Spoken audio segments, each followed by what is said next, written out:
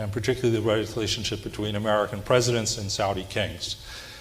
This relationship next year will be 75 years old. It goes back to 1943 when Franklin Delano Roosevelt invited King Abdulaziz Al Saud, better known as Ibn Saud, to send a delegation to Washington.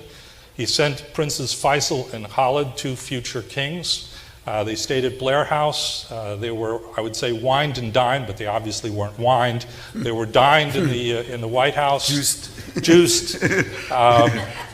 They then had extensive meetings on the Hill. They traveled across the country to Texas and California and back, and really set the basis for the relationship. The more famous meeting that follows 2 years later of FDR and Ibn Saud was actually the sealing touch. The real relationship began between Faisal and FDR. If you look at those 75 years, one thing that is very striking is the volatility of this relationship. It has enormous highs. For example, the liberation of Kuwait, the defeat of the Soviet Union in Afghanistan, but it also has a lot of really low moments. Of course, most importantly, the 1973 oil embargo.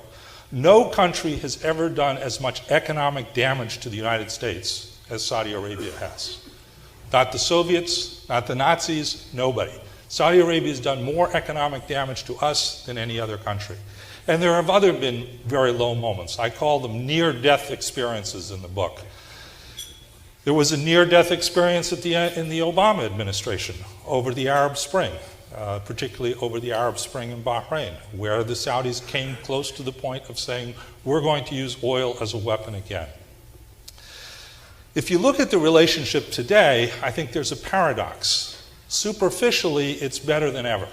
Donald Trump famously made Riyadh his first visit. He was dined. He wasn't wined, but he was definitely dined. He was flattered. I would say the Saudis understood their man, their coach,